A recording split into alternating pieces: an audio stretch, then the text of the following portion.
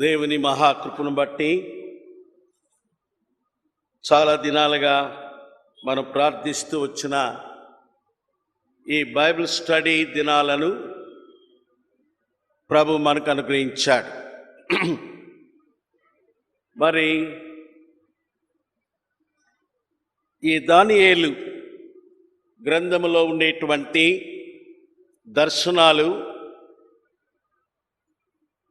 అర్థం చేసుకోవటం అనేది చాలా కష్టంగా ఉండింది నాకు కూడా. తర్వాత దాని విషయమై పూర్తిగా ప్రభు పాదములేద్దనే నేర్చుకున్న తర్వాత నాకు అనిపించింది, ప్రభు ఎప్పుడూ తరుణమిచ్చిన ఈ సంవత్సరము ఈ యొక్క పాఠాలు పరిశుద్ధులైన దేవుని బిడ్డలకు నేర్పించాలని నేను ప్రార్థిస్తూ వచ్చా. గతంలో నేను చాలా సార్లు ప్రయాణాలు చేస్తూ అనేక ప్రాంతాలకు వెళ్ళేవాడిని. అయితే గత 2 సంవత్సరాలుగా నేను ఎక్కడికి వెళ్ళటం లేదు. ఎందుకంటే ఈ ప్రయాణాలు, ఈ పరిస్థితులను బట్టి 2 సంవత్సరాలుగా నేను వెళ్ళలేకపోయినాను. అది కూడా కాకుండా ఈ మధ్యలో ప్రభు నన్ను ఇతర దేశాలకు తీసుకెళ్తున్నాడు. మరి అక్కడ కొన్ని మాసాలు ఉండి రావాల్సి వస్తుంది. అందును బట్టి నేను అనేక స్థలాలకు వెళ్ళలేదు. ఇక్కడ కూడా బేతేలకు కూడా నేను చాలా సంవత్సరాలు అయింది వచ్చి. బేతేలులో ప్రారంభ దినాల్లో బైబిల్ స్టడీ పరిచర్యలో ప్రభు సహాయపడుతూ వచ్చాడు. మీలో కొంతమందికి తెలుసు, నేను చాలా సార్లు నెలకు ఒకసారైనా వచ్చేవాడిని ఈ మందిరానికి. తర్వాత బ్రదర్ రత్నాకర్ గారు నన్ను అడిగినప్పుడు నేను అన్నాను, దానియేలు మీద అయితే ధ్యానించటం అది దేవుని బిడ్డలకు ప్రయోజనకరంగా ఉంటుంది అని బ్రదర్తో నేను చెప్పాను. అప్పుడు రత్నాకర్ గారు, సరే బ్రదర్, మీరు అలాగే ఆ అంశం మీదే మాట్లాడండి అని బ్రదరు దానికి అంగీకరించాడు. కనుక దయచేసి ఈ 6 పాఠాలు, ఇవి మా స్పెషల్ మీటింగ్స్ అనే కానీ బైబిల్ స్టడీ ఉదయం సాయంకాలం 6 పాఠాలు దానియేలు గ్రంథంలో నుంచి మనం నేర్చుకుంటున్నాం. మీరు ప్రతి పాఠాన్ని జాగ్రత్తగా వినండి. నేను క్లాస్ రూమ్లో పాఠం చెప్పినట్టుగానే చెప్తాను. మీకు ఏదైనా అర్థం కాకపోతే తర్వాత వచ్చి అడిగి తెలుసుకోండి. ప్రార్థన చేసుకుందాం. ప్రేంగల పరిశుద్ధుడు అయిన మా తండ్రి, మీ మహాకృపను బట్టి ఈ దినాలలో పరిశుద్ధ గ్రంథము మీరు పరిశుద్ధాత్మ ద్వారా తెలియపరిచిన లేఖనాలలో నుండి దానియేలు గ్రంథములోని దర్శనాలను అధ్యయనం చేయటానికి మీరు మాకిచ్చిన కృప కొరకై స్తోత్రాలు. బేతేల్లో, ఆటోనగర్లో తండ్రి అనేక సంవత్సరాలుగా మీరు పని ప్రారంభించి జరిగించినందుకే మీకు స్తోత్రాలు. మరొకసారి వారితో కలిసి వాక్య పరిచర్య చేయటానికి నాకును మీరు అనుగ్రహించిన మీ కృప కొరకై స్తోత్రాలు. దయగల మా తండ్రి, మేము ప్రార్థిస్తూ వచ్చాం ఈ దినాల కొరకు. ఇక్కడ స్థానిక సంఘము కూడా ప్రార్థిస్తూ వచ్చింది. మా ప్రార్థన మీరు ఆలకించున్నారు. ఈ దినాలను మాకు అనుగ్రహించారు. ఈ బైబిల్ స్టడీని ప్రారంభిస్తుండగా మీ కృప కొరకై మేము వేడుకుంటున్నాం. పరిశుద్ధాత్మ ద్వారా బయలుపరచబడిన యొక్క దర్శనాలను ఏ మానవుడు తన సొంత జ్ఞానము చేత గ్రహించలేడని, బోధించలేడని ఎరిగిన వారమై మమ్మల్ని మేము తగ్గించుకొని మీ ఆత్మ ద్వారానే మీరు మాకు సహాయం చేయమని ప్రార్థన చేస్తున్నాం. మీ ప్రజలు వచ్చినారు, ఆశతో వారికి అర్థమయ్యే రీతిలో మీరు బోధించండి. నీ దాసుని నన్ను కూడా మీరు కనికరించండి.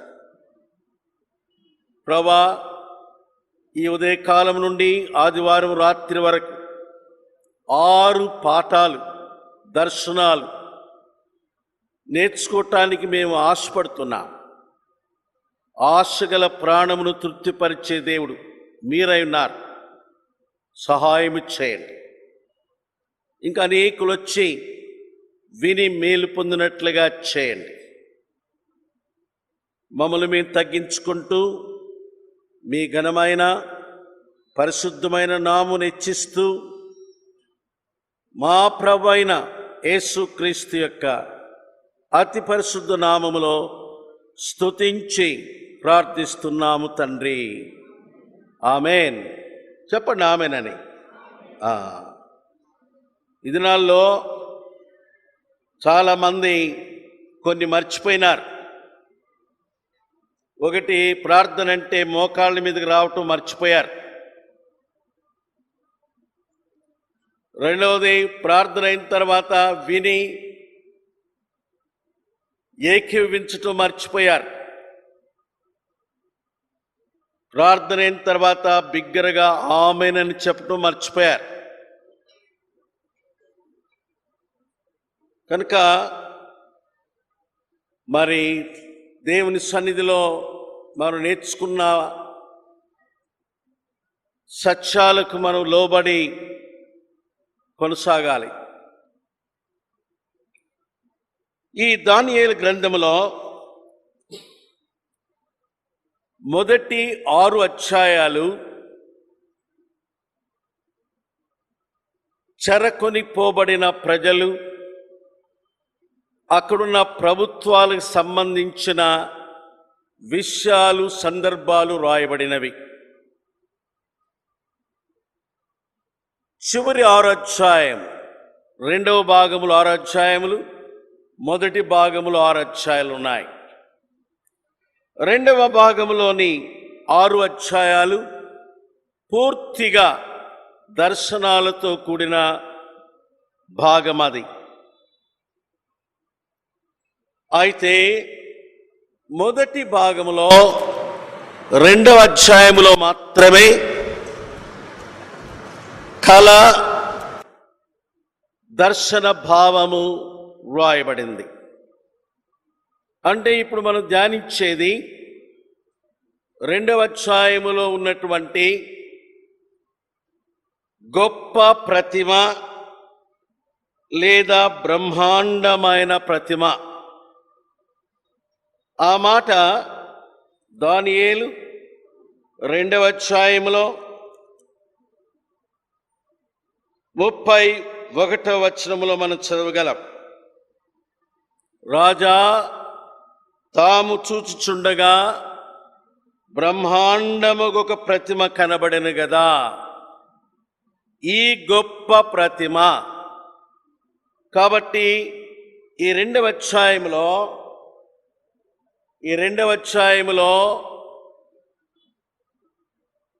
నెబుకద్నెజరు అనే బబులోను రాజుకు ఒక కల వచ్చింది. ఆ కలలో ఒక గొప్ప ప్రతిమను చూచాడు. ఆ ప్రతిమ ఇక్కడ ఉంది. ఇది ప్రతిమ. అది ప్రతిమే. ఆ ప్రతిమతో కూడా మిగిలిన దర్శనాల వివరాలు అందుట్లో ఉన్నాయి. అది కంప్లీట్గా 6 దర్శనాలకు సంబంధించిన పటం అది. ఇది మాత్రము 2వ అధ్యాయములో తెలుపబడిన గొప్ప ప్రతిమ లేదా చెప్పండి బ్రహ్మాండమైన ప్రతిమ. ఇది కలలో చూచాడు నెబుకద్నెజర్, కల. అయితే మరి దానియేలుకు దర్శనము ద్వారా ఆ ప్రతిమ వివరాలు దేవుడిచ్చాడు. కళ, భావము, దర్శనం. చదవండి 18లో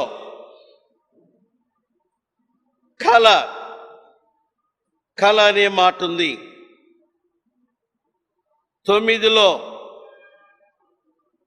కళను నాకు చెప్పండి, కళ. అలాగే 2వ అధ్యాయములో 2వ వచనములో కాగా రాజు తాను కనిన కళను, రాజు కనిన కళ. అయితే 10వ వచనములో రాత్రి యందు దర్శనము చేత ఆ మర్మము పరలోకముందున్న ఆ మర్మము దానియేలుకు బయలుపరచబడెను. రాజు కనిన కళ దానియేలుకు దేవుడు బయలుపరిచిన దర్శన భావము. దాని భావాన్ని దర్శనమన్నాడు, కళ. కాబట్టి కళ, రాజు కళ, దానియేలు దర్శనం, భావం. ఈ కళ రాజు మర్చిపోయాడు. బబులోనులో ఉన్న జ్ఞానులను, మాంత్రికులను, జ్యోతిష్కులంతా పిల్లలంపించాడు. నేను కలగన్నా, అయితే దాన్ని మర్చిపోయినా. మీరు కల చెప్పాలా, దాని భావం చెప్పాలా. దేవుడు కల ఇచ్చింది దేవుడే, మర్చిపోనట్లు చేసింది దేవుడే. దేవుడు ఎందుకు కల ఇచ్చిన వాడు మర్చిపోయేటట్టు చేశాడు? ఆ కల గాని రాజు జ్ఞాపకం ఉంచుకొని ఆ జ్ఞానులకు, జ్యోతిష్కులకు గాని చెప్పుంటే వారు దాన్ని ఎట్లా మలిచి చెప్పుండేవాళ్ళో మనం అర్థం చేసుకోవచ్చు. ఒకవేళ వాళ్ళు ఇలా చెప్పుండొచ్చు, రాజా దేవత కనపడింది నీకు, కాబట్టి ఇది దేవుడే, దేవతే, కాబట్టి దాన్ని నువ్వు పెద్ద బంగారు ప్రతిమను చేసి ప్రతి పట్టణములోని రాజ్యములో పెట్టాలా అంటే రాజు చేసిండేవాడు. అయితే దేవుని సంకల్పము నెరవేరుండేది కాదు. కనుక దేవుడు కలను మరిచేటట్టు చేశాడు. ఎందుకు? కలను మరిచిన కలను చెప్పగలిగిన వాడు ఏ మానవుడు లేడు. వాళ్ళంటారు ఇది ఏ మానవునికి సాధ్యం కాదు. దేవతల ఆత్మలు నరుల మధ్యలో లేవు. కల చెప్పు, భావం చెప్తా. అప్పుడు రాజు వాణ్ణి చంపమన్నాడు. వీళ్ళందరినీ చంపేయండి, ఇన్ని సంవత్సరాలు వీరిని నేను పోషించాను, అవసరం వచ్చినప్పుడు వీరు పనికి రాకుండా పోయారు, ఇక వీరు ఉండటం వేస్ట్, వీళ్ళు చంపండి అన్నారు. జ్ఞానులను చంపేదానికి వెళ్తే దానియేలు కూడా జ్ఞానుల లిస్టులో ఉన్నాడు. దానియేలు చంపటానికి వెళ్ళారు. అప్పుడు దానియేలు అడిగాడు, ఎందుకు చంపుతున్నా? అప్పుడు చెప్పారు, ఇది కారణం. అయితే నాకు సమయం ఇవ్వు. సమయం తీసుకొని తన ముగ్గురు స్నేహితులతో కలిసి ప్రార్థన చేయటం ద్వారా ఆ రాత్రి దేవుడు దానియేలుకు ఆ కలను చూపించాడు. కల యొక్క భావముని దర్శనము ద్వారా తెలియపరిచాడు. అప్పుడు దానియేలు రాజు ముందు నిలబడ్డాడు. నిలబడి ఆ కలంతా చెప్పాడు, దాని దర్శనము చెప్పాడు. జ్ఞానులంతా ఉన్నారు, జ్యోతిష్కులు ఉన్నారు, రాజు కూర్చొనున్నాడు. దానియేలు వాళ్ళ ముందు నిలబడి, రాజా, తమరు కలిగిన కల ఇది. ఆ కళను గురించి 25 నుండి చెప్పాడు. 2వ అధ్యాయము 25 నుండి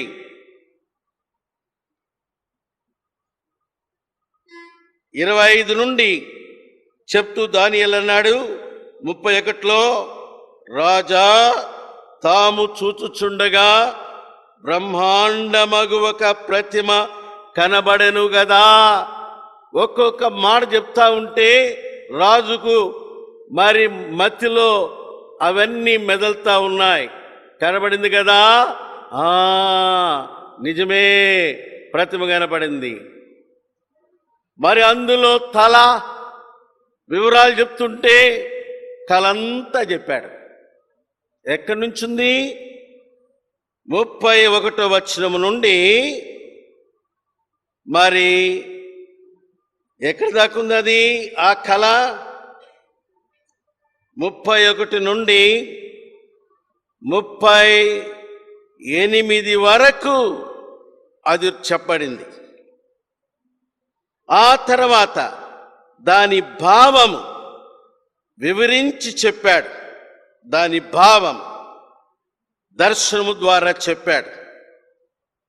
మరి ఇక్కడ ఆ ప్రతిమ వివరాలు వెళ్ళకముందు 2 విషయాలు దానియేలు తెలియపరిచాడు. ఒకటి, దేవుడు జరగబోవు దానిని నీకు తెలియపరిచాడు. 3 వచనాల్లో ఆ మాట ఉంది, చదవండి. 3 వచనాల్లో ఆ మాట ఉంది. 3ది 29వ వచనములో 4వ లైన్లో, మర్మములను బయలుపరచువాడు కలగబోవు దానిని తమరికి తెలియజేశాను. కలుగబోవు దానిని, భవిష్యత్తును మీకు తెలియపరిచాడు. ఇంకో మాట కూడా అన్నాడు అక్కడ. ఏమన్నాడు? 45వ వచనములో, 28లో కూడా ఉందండి. 28లో, అంత్య దినములందు కలుగబోవు దానిని, 28లో అంత్య దినములో కలగబోవు దానిని, 29 చివరిలో మరి మర్మముల కలుగబోవు దానిని, 45లో చివరిలో దేవుడు ముందు జరగబోవు సంగతిని రాజు తెలియజేశాడు. ముందు జరగబోవు సంగతులు అంటే ముందు ఏమి జరగబోతున్నాయో దేవుడు నిర్ణయిస్తాడు. బైబిల్లో ముందు నిర్ణయము, ఇంగ్లీష్లో ప్రీ డిటర్మినేషన్ అనేది బైబిల్ యొక్క సిద్ధాంతం. దేవుడు ముందుగా తను నిర్ణయించిన వాటిని జరిగిస్తాడు. రెండవది, దేవుడు తను ముందుగా సంకల్పించిన వాటిని తన దాసులకు తెలియపరచకుండా దేనిని జరిగించడు. ఇది బైబిల్లో సత్యమిది. ఆమోసు రాశాడు ఆ మాట.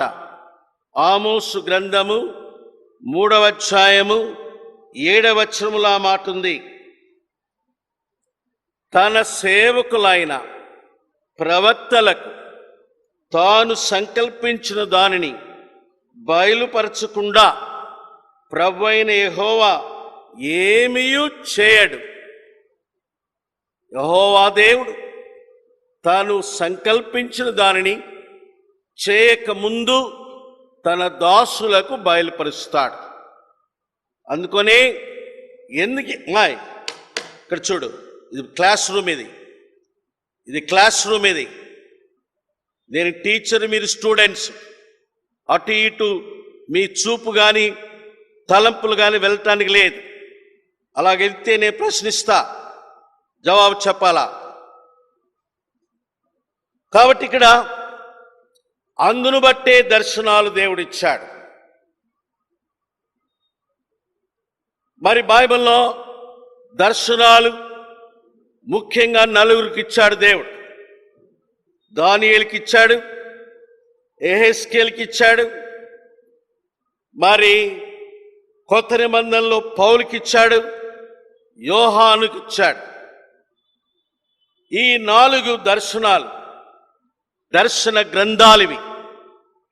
ఆశ్చర్యం ఏంటంటే ఈ 4 పుస్తకాలు లేక దర్శనాలు ఇశ్రాయేలు సరిహద్దు లోపల దేవుడు ఇవ్వలేదు. God did not reveal this revelation, gave these visions in the land of Israel. దానియేలు బబులోనులో ఉన్నప్పుడు దర్శనం, యెహెజ్కేలు గ్రంథములోని దర్శనాలు, కెబారు నదీ ప్రాంతములో ఉన్నప్పుడు దర్శనాలు, పౌలుకు దేవుడిచ్చిన దర్శనాలు, 3వ ఆకాశమును కొనిపోయి ఇచ్చిన దర్శనాలు, యోహానికి ఇచ్చిన దర్శనాలు, పట్మాసు ద్వీపములో దర్శనాలు. ఈ దర్శనాలను దేవుడు మన కొరకై రాయించాడు. దానియేలు అన్నాడు, నాకు కలిగిన దర్శనమును నేను సంక్లిష్టముగా మీకు రాసితిని. ఆ మాట దానియేలు 7:1 ఉంది. అలాగే మరి పౌలన్నాడు ఎఫెసీ 3:3 నాకు కలిగిన దైవ దర్శనము నేను మీకు సంక్లిష్టముగా రాస్తుని, మీరు దానిని చదివిన ఎడల నాకు కలిగిన జ్ఞానము మీకును కలుగును. ప్రకటన 1:11 యోహానుతో యేసుప్రభు చెప్పినాడు, నీవు విన్న వాటిని చూచిన వాటిని పుస్తకములో రాసి 7 సంఘాలకు పంపించు. అంటే దర్శనమిచ్చింది దేవుడు తన దాసులకు ఇచ్చాడు, వారిని రాయమన్నాడు. ఎందుకు రాయమన్నాడు? మనం వాటిని చదువుకోవాలా. దర్శనము ద్వారా మనము వారు పొందిన జ్ఞానాన్ని మనం పొందాలా. కాబట్టి బైబిల్లో ఉన్న దర్శనాలు అర్థం కాలేదని వదిలేయకూడదు. ప్రార్థన చేసి చదివి జ్ఞానం తెచ్చుకోవాలా. అర్థమైనా? ముగ్గురు రాశారండి. ఎవరా ముగ్గురు? చూడండి మళ్ళా. దానియేలు 7వ అధ్యాయంలో 1వ వచనంలో 3వ లైన్లో సంక్షేపముగా వివరించి రాసెను. 2వ లైన్లో దానియేలు దర్శనములు కలిగెను. చివరిలో సంక్షేపముగా వివరించి రాసెను. అలాగే ఎఫెసీ 3:3 ఎఫెసీ 3:3 3వ వచనంలో 2వ లైన్లో క్రీస్తు మర్మము దేవ దర్శనం వల్ల నాకు తెలియపరచబడింది అను సంగతిని గురించి మునుపు సంక్షేపముగా మీకు రాస్తుని. 4లో మీరు దాన్ని చదివిన ఎడల దానిని బట్టి ఆ క్రీస్తు మర్మమును గూర్చి నాకు కలిగిన జ్ఞానము మీరు గ్రహించుకొనగలరు. అలాగే ప్రకటన 1:11 ప్రకటన 1:11 నీవు చూచుచున్నది పుస్తకములో రాసి చివరిలో 7 సంఘములకు పంపము. కాబట్టి ఈనాడు ఈ దర్శనాలు రాయబడి మన కొరకు, వీటిని మనం చదువుతున్నాం, దీన్ని అర్థం చేసుకోవటానికి ప్రయత్నం చేస్తున్నాం. దీని వలన మనకు మేలుంది, పరలోక జ్ఞానం ఉంది, భవిష్యత్తును గురించిన అవగాహన మనకు కలిగిన వారిగా అవుతాం. ఆ తర్వాత మరి ఈ యొక్క ప్రతిమ అనేది ప్రపంచ చరిత్రను చూపించే ప్రతిమ. ఇది ఒక రాత్రి కళ, అనేక సంవత్సరాల భవిష్యత్తు ప్రపంచ చరిత్ర ఇందులో ఉంది. ఎంత ఆశ్చర్యకరమో చూడండి. ఒక ప్రతిమలో ప్రపంచ చరిత్ర భవిష్యత్తు రాశాడు. అప్పుడు ఇది ప్రవచనము. దానియేలుకు కలిగిన లేక రాజుకు కలిగిన కళ, దానియేలు దర్శనములో ప్రతిమలో 5 భాగాలు ఉన్నాయి. ఎన్నున్నాయి? 5 భాగాల్లో శిరస్సు బంగారు, తర్వాత ఉరము భుజములు వెండి. శిరస్సు బంగారు,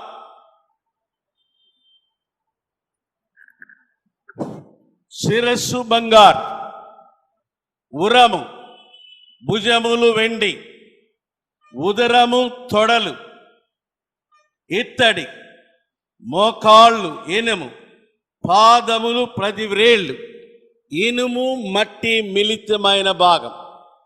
ఎన్ని భాగాలు? చదవండి బైబిల్లో. దానియేలు 2వ అధ్యాయములో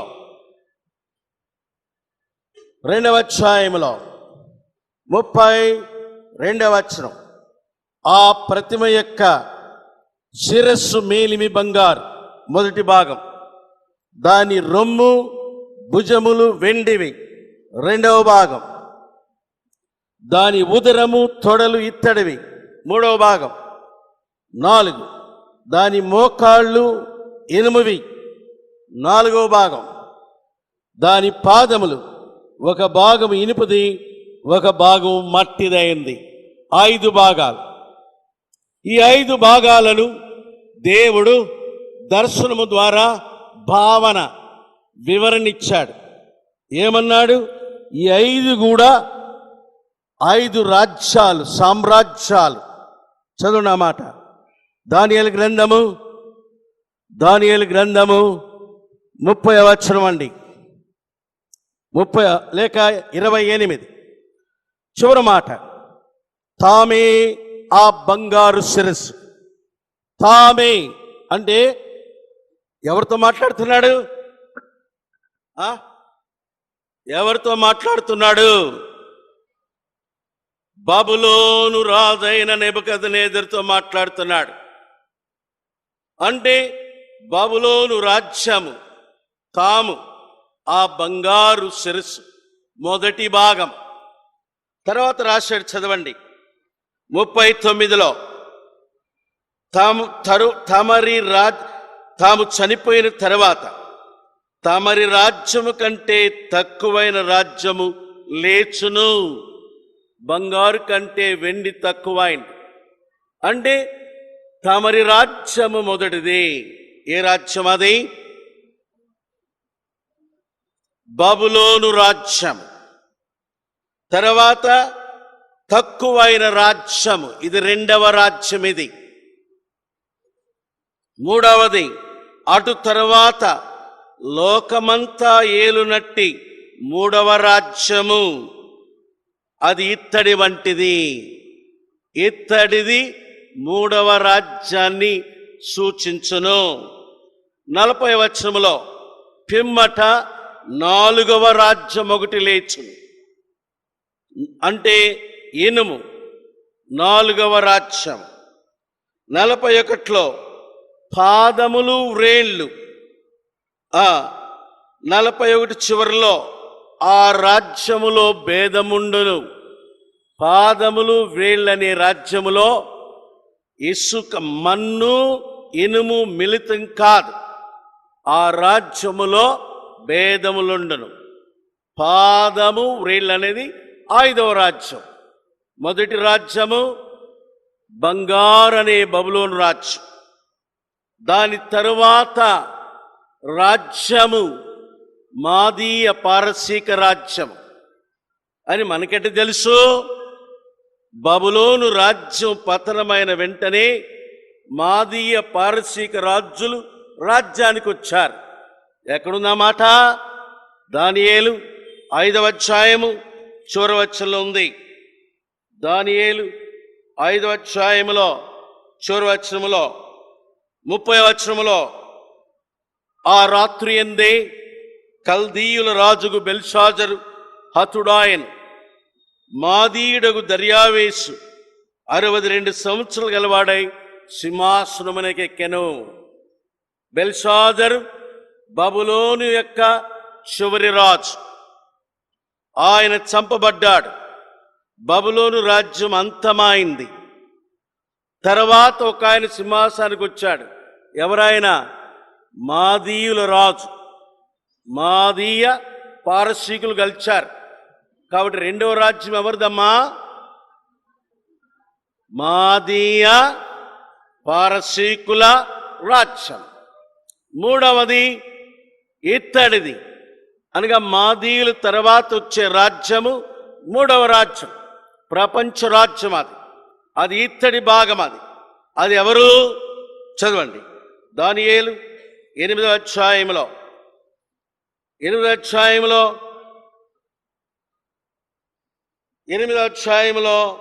20వ వచనంలో ఒక విషయాన్ని తీసుకుందాం. తర్వాత దాన్ని ధ్యానిస్తాం. ఇప్పటికి అవసరమైన తలంపందులో ఉంది. ఏందది? 2వ లైన్లో, ఆ మాదీయుల యొక్కయు పారసీకుల యొక్కయు రాజులను సూచించుచున్నది. 21లో, బొచ్చుగల గ్రీకుల రాజు. అంటే మాదీయ పారసీకుల తర్వాత వచ్చిన రాజ్యం ఎవరిది? గ్రీకుల రాజ్యం. అర్థమైందా? ఇక్కడున్న ఆ మాట. దీని గురించి మనం మరి రేపు ఉదయకాలం నేర్చుకుంటాం. 8వ అధ్యాయం. ఇప్పుడు కావలసిన తలంపు అది. ఏందా తలంపు? బబులోను తర్వాత మాదీయ పారసీక రాజ్యం అని 5వ అధ్యాయము చివరి వచనములో నేర్చుకున్నాం. మాదీయ పారసీకుల తర్వాత గ్రీకుల రాజ్యం అని 8వ అధ్యాయము 20వ వచనం 21వ వచనం ద్వారా నేర్చుకున్నాం. ఇక అది పోయింది, అనగా ఇత్తడి పోయింది. 4వ రాజ్యం ఎవరు? 4వ రాజ్యము మరి జరిగే టైంలో పాత నిబంధన అయిపోయింది. పాత నిబంధన కాలములో 2 రాజ్యాలే వచ్చినాయి. దానియేలున్నప్పుడు జరిగిన సామ్రాజ్యము బబులోను సామ్రాజ్యం. తర్వాత వచ్చింది మాదీయ పారసీకులు. ఈ మాదీయ పారసీకులు క్రీస్తు పూర్వము 539 నుండి క్రీస్తు పూర్వము 310 వరకు పరిపాలించారు. పాత నిబంధన చివరి ప్రవక్త అయిన మలాకి సుమారు 400 సంవత్సరాల వాడు క్రీస్తు పూర్వం. అంటే పాత నిబంధన ప్రవక్తల గ్రంథాలు గడిచిపోయిన తర్వాత కూడా మాదీయ పారసీకులు కొనసాగారు. ఎప్పటి వరకు? 310 వరకు. ఆ తర్వాత గ్రీకుల రాజ్యం వచ్చింది. అలెగ్జాండర్ స్థాపించాడు. అలెగ్జాండర్ పుట్టింది క్రీస్తు పూర్వము 356 సంవత్సరం. తను చనిపోయింది 323 సంవత్సరాలు. తాను బ్రతికిన కాలము 33 సంవత్సరాలు. కాబట్టి గ్రీకుల సామ్రాజ్యం వచ్చింది, అది అంతమైంది కూడా. పాత నిబంధన క్రొత్త నిబంధన మధ్యకాలములో.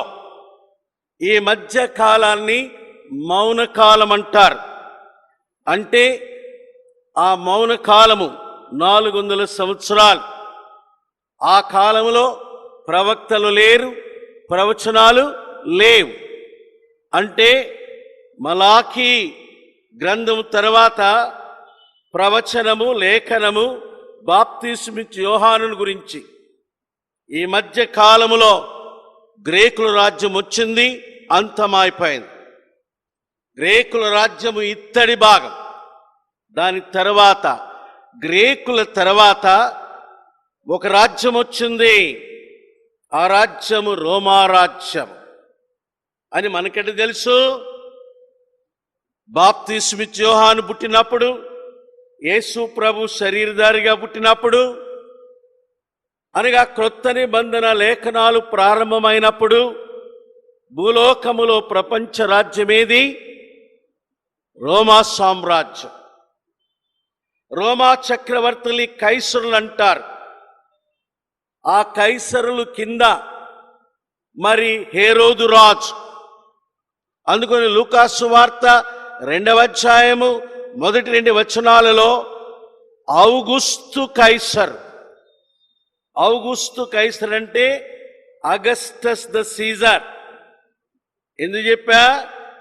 4వ సామ్రాజ్యం ఈనము ఎవరిది? అది రోమా సామ్రాజ్యం. అది జరిగిన దినాలలో ప్రారంభ క్రొత్త నిబంధన చరిత్ర ఉంది. 4 చెప్పాను. ఇక పోయింది. ఐదోది ఏంది? మట్టి, ఇనుము మట్టి కలిసింది. ఇక్కడ మీరు బాగా గమనించాలా. ఇది 5వ రాజ్యం. ఇది ఈ రాజ్యం ఏది అనేది మనం తెలుసుకోవాలంటే ఒక తలంపు ఉంది అక్కడ. ఏముంది? చేతి సహాయము లేకుండా తీయబడిన రాయి పాదుల మీద పడి ప్రతిమను తుత్తునీలుగా చేసింది. చదవండి, దానియేలు 2వ అధ్యాయం. దానియేలు 2వ అధ్యాయం 35వ వచనములో 34వ వచనములో, మరియు చేతి సహాయము లేక తీయబడిన ఒక రాయి ఇనుమును మట్టియు కలిపిన ఆ ప్రతిమ యొక్క పాదముల మీద పడి దాని పాదములను తుత్తిలుగా విరగొట్టినట్టు తనకు కనపడింది. అంతేకాదు, పాదాలు విరగొట్టడమే కాదు, 35లో ఇనుము మట్టి ఇత్తడి వెండి బంగారము ఏకముగా దంచబడింది. అంటే చేతి సహాయము లేకుండా తీయబడిన రాయి ఎవరు? యేసుక్రీస్తు ప్రభు. ఆ రాయి యేసుక్రీస్తు. ఆ రాయి క్రీస్తు అనుంది బైబిల్లో. ఎక్కడుంది? 1 కొరింథీ 10వ అధ్యాయము 4వ వచనంలో ఉంది. చూద్దాం. 1 కొరింథీ 10:4. ఇలాగ నేను చెప్పుకుంటా పోకపోతే పాఠం పూర్తి కాదు. జాగ్రత్తగా ప్రతి మాట ముఖ్యమైనది. 1 కొరింథీ 10వ అధ్యాయము 4వ వచనములో ఆ బండ చివరి మాట క్రీస్తే. ఆ బండ క్రీస్తు. చేతి సహాయము లేకుండా తీయబడిన రాయి అంటే అర్థమైంది? పురుషుని ప్రమేయము లేకుండా కన్య అయిన మరియ పరిశుద్ధాత్మ ద్వారా జన్మనిచ్చిన మరి యేసు ప్రభు. చేతి సహాయము లేకుండా తీయబడిన రాయి పరిశుద్ధాత్మ ద్వారా జన్మించాడు. ఎవరు? ఎక్కడ చూస్తున్నావు? ఎవరు? బిగ్గర చెప్పండి. ఎవరాయన? చేతి సహాయము లేక చెప్పండి తీయబడిన రాయి యేసు ప్రభు. ఆయన తల మీద బడలా, బబులోను రాజ్యం మీద బడలా, లేక ఇదేంది ఇది అంటే దాని పేరేమన్నాడు? దానికి ఏం పేరు పెట్టాడు? రోము భుజముల మీద బడలా. మాది పార్సి గాద్. ఇత్తడి గ్రేకుల టైంలో బళ్ళ, ఇనుము రోమారాజ్యం టైంలో బళ్ళ. మరి ఎవరి టైంలో పడ్డాడు? ఈ పాదములు అంటే యేసు ప్రభు ఈ పాదముల మీద పట్టమంటే ఆయన తిరిగి వచ్చినప్పుడు అప్పుడు ఏర్పడేటువంటి ప్రపంచ రాజ్యాన్ని మీద నాశనం చేసి భూలోక రాజ్యాలన్నీ పడగొట్టి క్రీస్తు రాజ్యం ఏర్పడుతుంది. చూడండి, ఆ మాట అక్కడ ఉంది. దానియేలు 2వ అధ్యాయము 37వ వచనం. రాజా, పరలోకమందున దేవుడు రాజ్యమును, అది కూడా కాదు, ఇంకా ముందు దాని తర్వాత దేవుడు ఏం చేశాడు? ఒక రాజ్యమును, ఎక్కడుందన్నమాట 44లో 2వ లైన్లో, పరలోకమందు దేవుడు ఒక రాజ్యమును స్థాపించును. దేవుడు ఒక రాజ్యమును స్థాపించును. ఆ రాజ్యము పరిశుద్ధుల రాజ్యమని దానియేలు 7వ అధ్యాయంలో ఉంది. చదవండి. దానియేలు 7వ అధ్యాయంలో అది పరిశుద్ధుల రాజ్యమని రాయబడింది.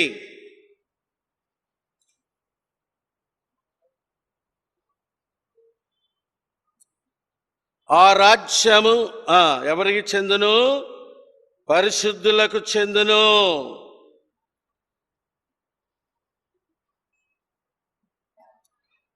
పదిహేడవ వచనం చూరుమాట. మహోన్నతుని 18వ వచనం 7:18 మహోన్నతుని పరిశుద్ధులే రాజ్యాధికారము చేస్తారు. మహోన్నతుని పరిశుద్ధులు ఎప్పుడు? చదవండి. ప్రకటన 20వ అధ్యాయము 4వ వచనం. ప్రకటన 20వ వచనం 4 చివరి మాట.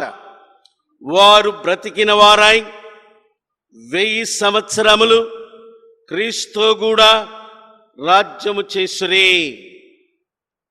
అంటే పరిశుద్ధులు క్రీస్తుతో కూడా 1000 సంవత్సరములు రాజ్యం చేస్తారు.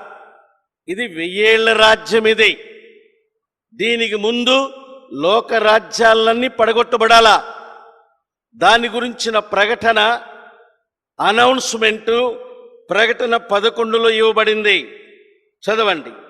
ప్రకటన 11:15 వచనములో 2వ లైన్లో, లోక రాజ్యము మన ప్రభు రాజ్యమును, ఆయన క్రీస్తు రాజ్యమును ఆయను.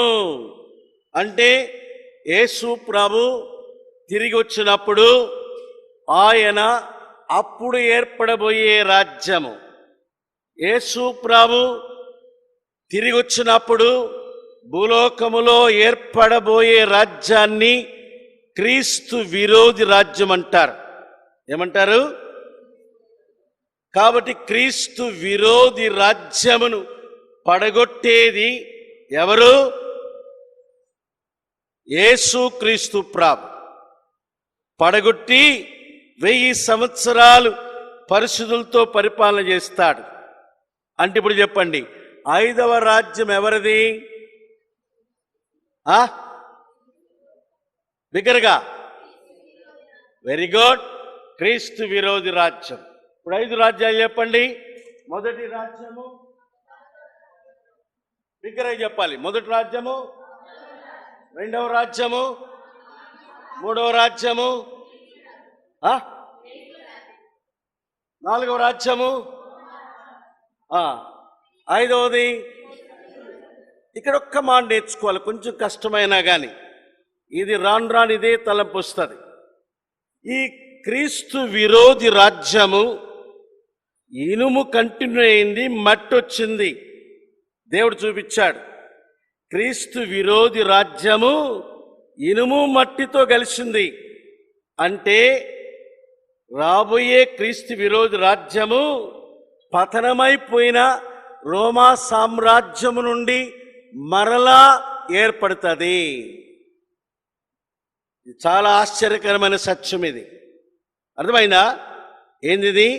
Restored Roman kingdom. Anti Christ kingdom పతనమైపోయిన, ఇప్పుడు రోమా సామ్రాజ్యం లేదు, పతనమైపోయింది. అయితే ఆ రోమా సామ్రాజ్యం నుండి క్రీస్తు విరోధి సామ్రాజ్యము ఏర్పడబోతుంది. ఇంగ్లీష్లో ఏమంటారంటే the end anti Christ Kingdom is going to be the restored Roman Kingdom. అర్థమైందా? అది అర్థమైతే అర్థం ఉంచుకోండి, లేకపోతే తర్వాత చెప్తాను, మీరు మర్చిపోండి. కనుక ఇప్పుడు ఏంది ఇది? ఎన్ని రాజ్యాలు? 5 రాజ్యం అయిన తర్వాత ఆ రాయి ఒక రాజ్యాన్ని ఏర్పరిచింది. అది ఏ రాజ్యము? ఆ రాయి నుండి ఏర్పడిన రాజ్యం ఏది? ఏమంటారు దాన్ని? ఎన్ని సంవత్సరాలు? కాబట్టి ఆ రాజ్యాన్ని ఏమంటారు? 1000 ఏండ్ల రాజ్యము. ఏమంటారు? ప్రకటన 20వ అధ్యాయము 4వ వచనం చివరిలో 1000 సంవత్సరాలు క్రీస్తు కూడా రాజ్యం చేస్తారు. ఇది 6వ రాజ్యం. ఇదేనో రాజ్యం ఇది. ఆ తర్వాత ఈ 1000 ఏళ్ల రాజ్యం మళ్ళా ఏమవుతుంది? 44 చివరిలో అది యుగముల వరకు నిలుచును. అదంటే ఏది? 1000 ఏళ్ల రాజ్యము యుగముల రాజ్యం అయిపోద్ది. ఏమవుతుంది? కాబట్టి క్రీస్తు 1000 ఏళ్ల రాజ్యము యుగముల రాజ్యం అవుతుంది. దాన్ని నిత్య రాజ్యం అంటారు. చదవండి, 2 వచనాలు చదువుదాం. ఆవులించదాని వీల్లేదు, ఇక్కడ యాక్టివ్గా వినాలా. నా చేతిలో ఏముంది గుర్తుపెట్టుకో. తీయండి.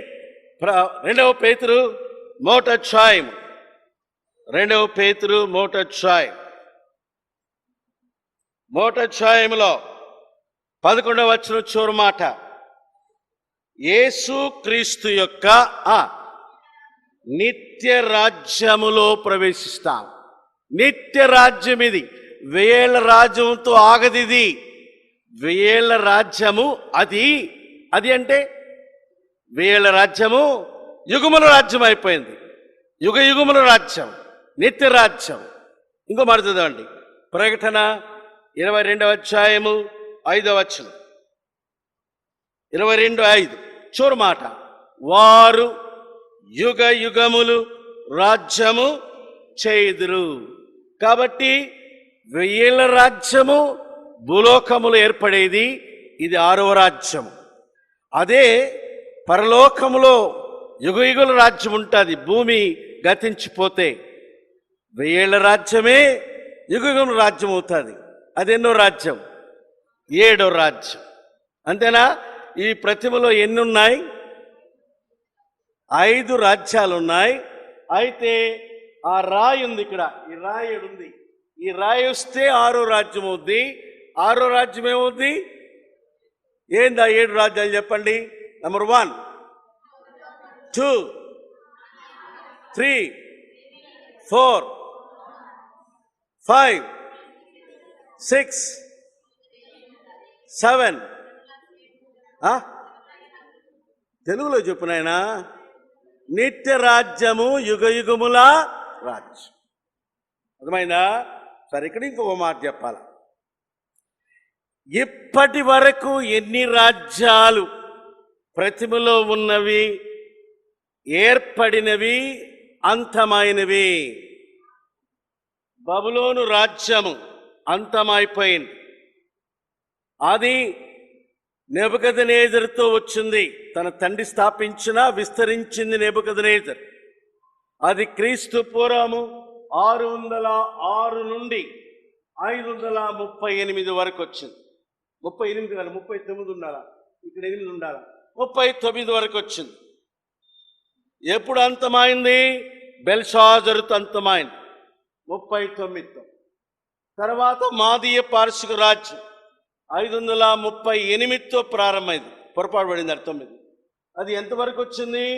334 వరకు. అలెగ్జాండర్ దాన్ని అంతమే చేశాడు. అది ఎంతవరకు వచ్చింది? మరి 63 తర్వాత 30 కూడా రాయాలి ఇక్కడ, అంతవరకు. అంటే క్రీస్తు పూర్వము 30తో 3 రాజ్యాలు అంతమై 4 రాజ్యం వచ్చింది. బబులోను రాజ్యం పోయింది, మాదీయ పారసిక పోయింది, గ్రీకుల రాజ్యం పోయింది. ఏమొచ్చింది? రోమా రాజ్యం వచ్చింది. ఎప్పుడు? యేసు ప్రభు శరీరధారిగా పుట్టినప్పుడు. అర్థమైందా? ఆ రోమా రాజ్యం కూడా మరి అయిపోయింది, ఇప్పుడు లేదు. మరి ఇంకేం రావాలా? క్రీస్తు విరోధి రాజ్యం రావాలా. అంటే ఇనుము మోకాళ్లకు, ఇనుము మట్టి పాదములకు, ఇంకా అది రాలా. ఇనుము మట్టి పాదముల రాజ్యం ఏ రాజ్యం? వెరీ గుడ్, క్రీస్తు విరోధి రాజ్యం. ఈ రెంటికి మధ్య చాలా పెద్ద గ్యాప్ ఉంది. అర్థమైందా? ఏది? ఇనుము అనేటువంటి రోమారాజ్యానికి, ఇనుము మన్ననే క్రీస్తు విరోధి రాజ్యానికి మధ్యలో పెద్ద విరామం ఉంది, గ్యాప్ ఉంది. ఈ విరామమే లో ఏర్పడింది క్రొత్త నిబంధన సంఘం. ఏంటది? అనగా మనం ఇప్పుడు విరామ కాలంలో ఉన్నాం. ప్రతిమ యొక్క విరామ కాలము ఏందది?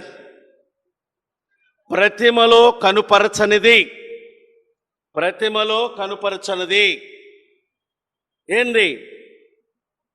క్రొత్త నిబంధన సంఘము. అర్థమైందా? అంటే ఇక్కడుందన్నమాట మాట. మరి ఎందుకు ప్రతిమలో క్రొత్త నిబంధన సంఘాన్ని కనుపరచలేదు అంటే దాని జవాబు పౌలు అంటాడు. ఏమన్నాడు? క్రొత్త నిబంధన సంఘ మర్మము ఇప్పుడు బయలుపరిచినట్టుగా పూర్వము ఏ మనుషునికి తెలియపరచబడలేదు. చదవండి. ఎఫెసీ రాసిన పత్రిక, ఎఫెసీ పత్రిక 3వ అధ్యాయం, ఎఫెసీ 3వ అధ్యాయంలో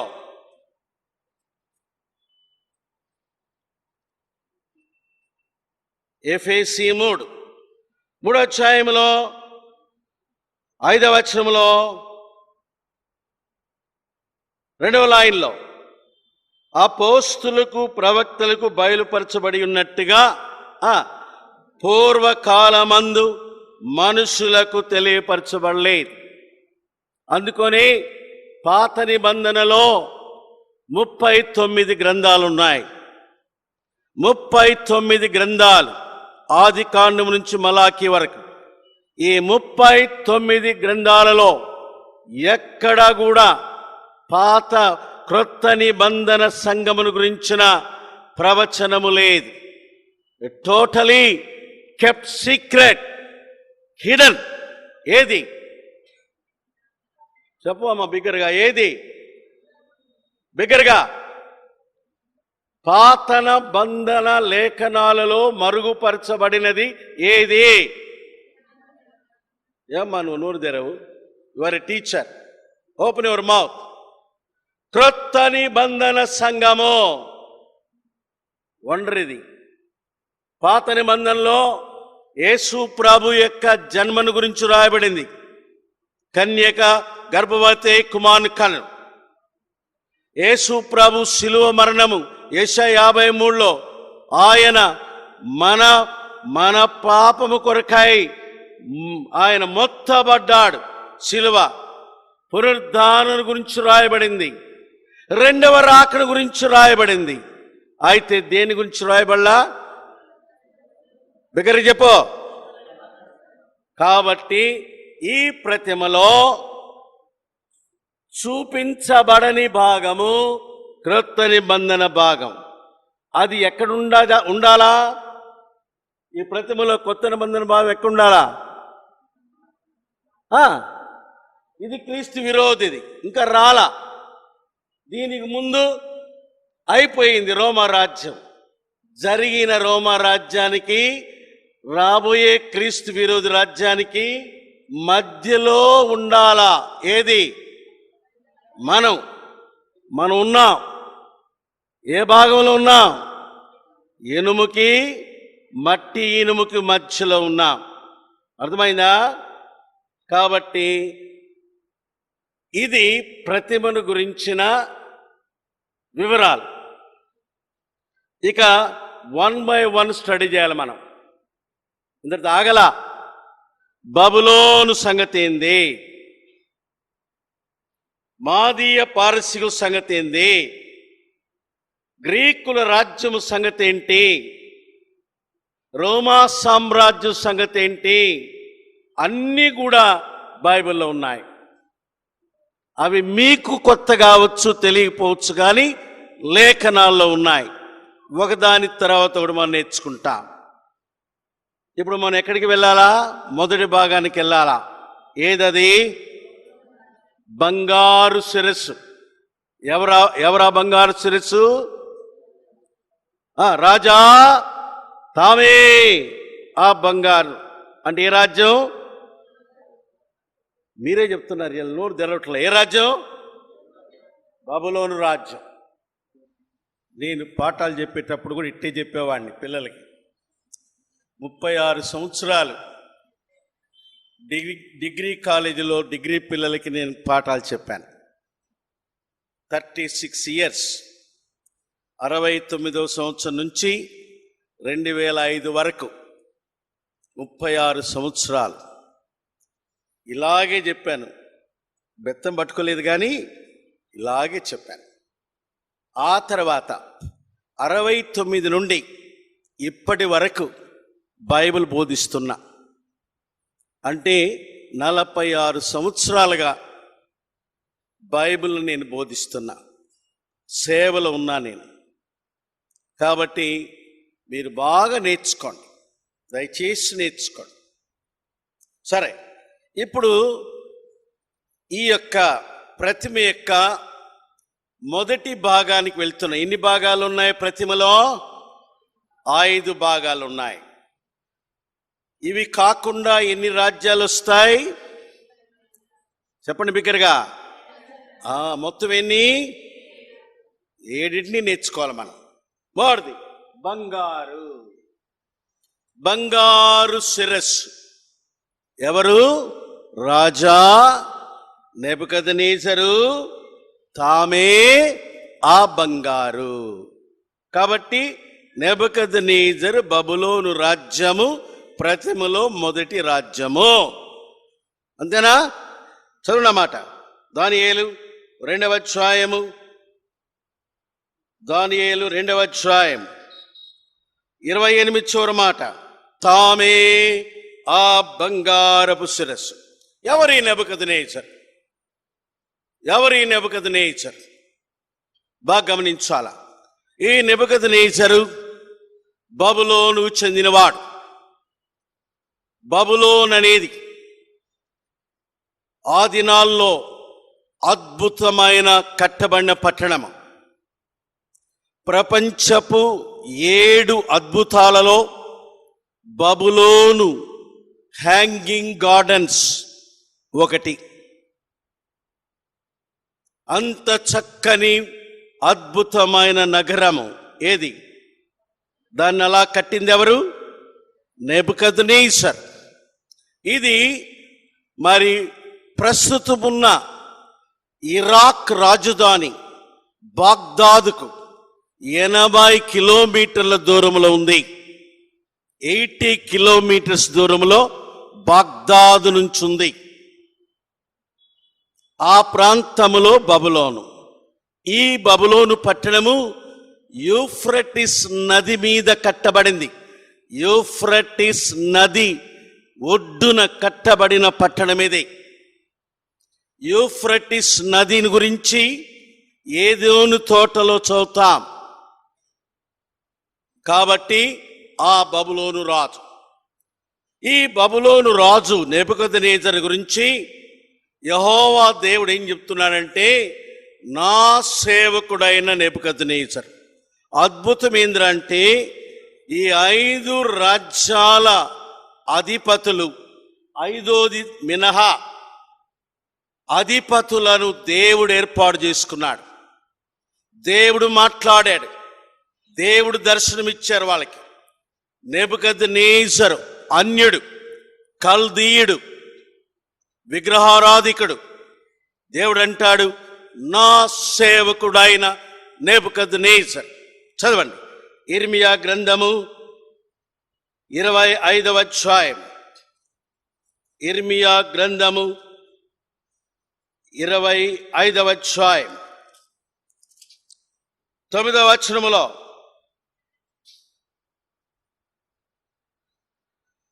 తొమ్మిదిలో 9-8 కూడా, సైన్యములకు అధిపతి యెహోవా ఇలాగ సెలవిస్తున్నాడు, మీరు నా మాటలు ఆలకింపకపోతే గనుక నేను ఉత్తర దేశములో నుండి సర్వజనములను నా సేవకుడైన నెబుకద్నెజరును బబులోను రాజును పిలువనంపించుచున్నాను. దేవుడు నెబుకద్నెజరు అనే బబులోను రాజును పిలువనంపుతున్నాడు. ఎవరి మీదకి? ఇశ్రాయేలీయులు, యూదుల మీదకి, యెరూషలేము పట్టణం మీదకి తీసుకొచ్చి అంటున్నాడు, 70 సంవత్సరాలు యూదులైన మీరు నా సేవకుడైన నెబుకద్నెజరు క్రింద చెరలో ఉండాల, బానిసలుగా ఉండాల. చదవండి 11వ వచనం. ఈ దేశమంతయు పాడుగాను నిర్జనముగాను ఉండును. ఏ దేశము? ఇశ్రాయేలు దేశం, యూదా దేశం. ఎంతకాలం?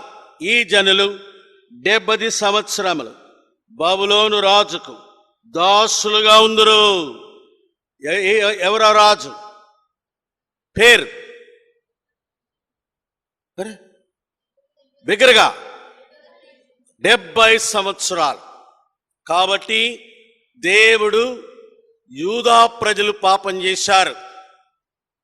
దేవునికి కొన్ని సూత్రాలు ఉన్నాయి, వాటిని మూల సూత్రాలు అంటారు. ఇందాక 2-3 చెప్పాను నేను.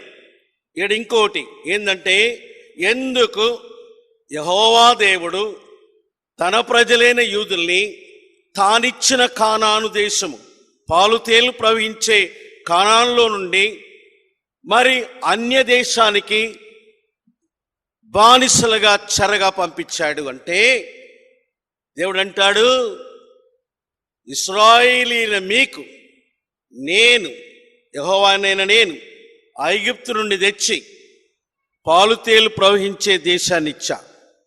ఈ దేశము నేను ఏర్పాటు చేసుకున్న నీ పితృడైన అబ్రహాముది నేనిచ్చాను. ఈ దేశములో మీరు నన్నే సేవించాలా.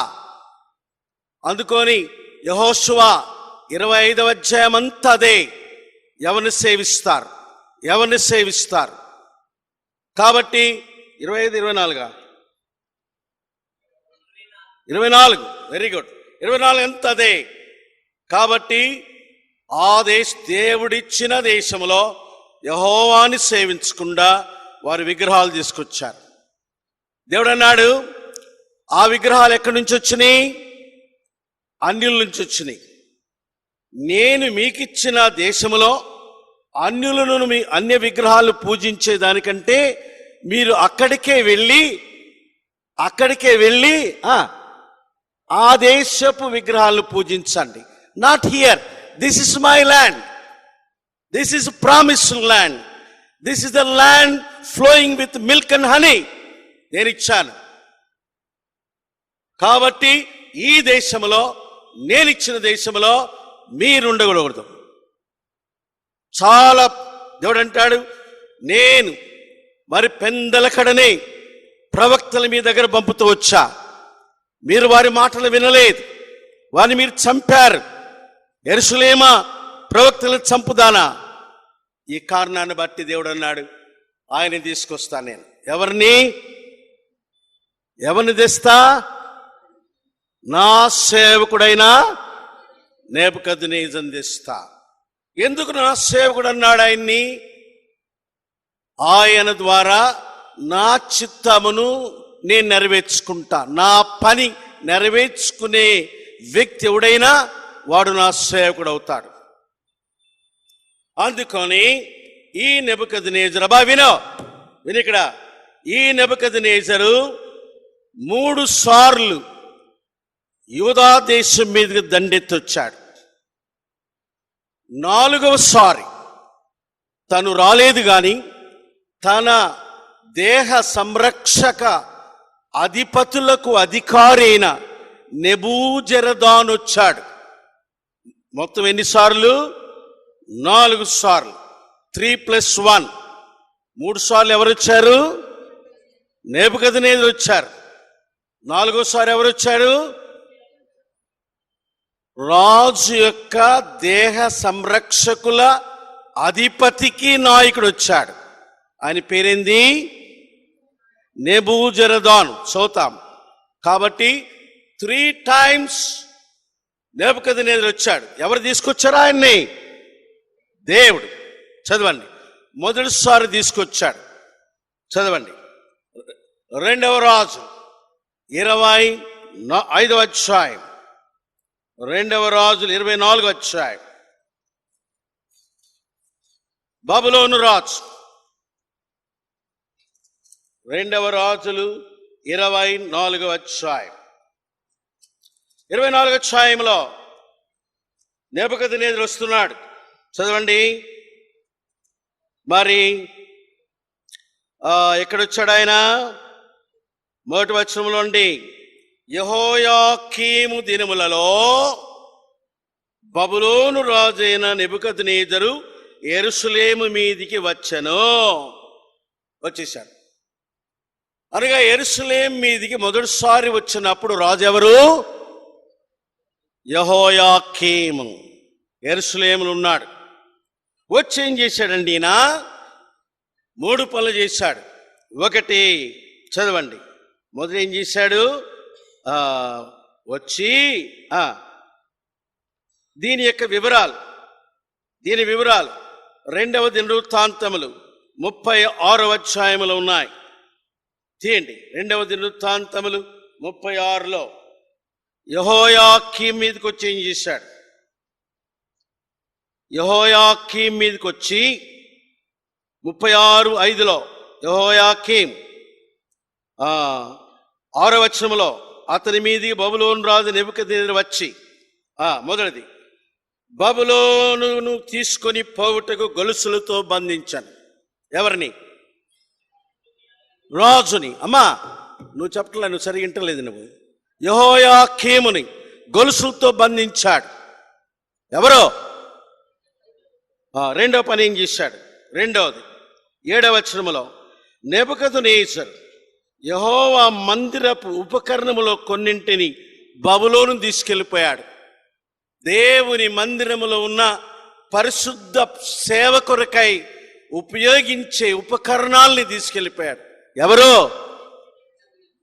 అంతటితో ఆగల, యూదులైన కొందరిని మొదటి బ్యాచ్గా చెరలో తీసుకెళ్ళిపోయాడు. చదవండి. దానియేలు గ్రంథము 1వ అధ్యాయం. ఈ మొదటి బ్యాచ్లోనే దానియేలు ఉన్నాడు. షడ్రక్, మెషక్, అబేద్నెగోలు ఉన్నారు. చదవండి. దానియేలు గ్రంథము 1వ అధ్యాయం. దానియేలు గ్రంథం 1వ అధ్యాయం 1వ వచనం. యూదారాజుకు యెహోయాకీము ఏలుబడిలో 3వ సంవత్సరమున బబులోను రాజు నెబుకద్నెజరు యెరూషలేము మీదకి వచ్చి దాన్ని ముట్టడి వేశాడు. ముట్టడి వేసి చెర తీసుకెళ్ళాడు. అందులో దానియేలు ఉన్నాడు. చదవనమాట. 4లో 2వ లైన్లో, ఇశ్రాయేలీయుల రాజులలో ముఖ్యులైన వారు. ఇంకా కిందకి వెళ్తే వారెవరు? 7వ వచనంలో 6లో యూదుల్లో నుండి దానియేలు. కాబట్టి 3 జరిగినాయి. మొదటిది, రాజును గొలుసులతో బంధించి తీసుకుపోయాడు. 2, మందిరములో ఉన్న పరిశుద్ధ ఉపకరణాల్ని తీసుకెళ్ళిపోయాడు. 3, మొదటి బ్యాచ్ యూదుల్ని తీసుకెళ్ళిపోయాడు. ఆ మొదటి బ్యాచ్లో ఎవరున్నారు? దానియేలు ఉన్నారు, ఆయన స్నేహితులు ఉన్నారు. ఎవరు వాళ్ళు? ఇవన్నీ ఎక్కడ రాయబడి? 2వ రాజులు 24 అధ్యాయం, 2వ దినవృత్తాంతాలు 36 అధ్యాయం, దానియేలు 1 అధ్యాయములు ఉన్నాయి. తీసుకెళ్ళిపోయినాడు. ఇప్పుడు దానియేలు చేరిపోయినాడు. ఎక్కడ చేరాడు? బాబులోను చేరిపోయినాడు. రెండవసారి వచ్చాడు మళ్ళీ నెబుకద్నెజరు. చదవండి, అది 2వ రాజులు 24 అధ్యాయం, 8వ వచనం. ఇప్పుడు ఆయన కుమారుడైన యెహోయాకీను, చదవండి 8లో, యెహోయాకీను ఏలన ఆరంభించినప్పుడు 10వ వచనంలో, ఆ కాలమందు బబులోను రాజు నెబుకద్నెజరు యెరూషలేము మీదికి వచ్చి సేవకులు 11లో 2వ లైన్లో, రాజు అయిన నెబుకద్నెజరు తానే దాని మీదకి వచ్చాడా? 2వసారి. అప్పుడు రాజు ఎవరు? యెహోయాకీను. ఆయన ము, ఈయన ను. ఆయన యెహోయాకీము, ఈయన కుమారుడిన.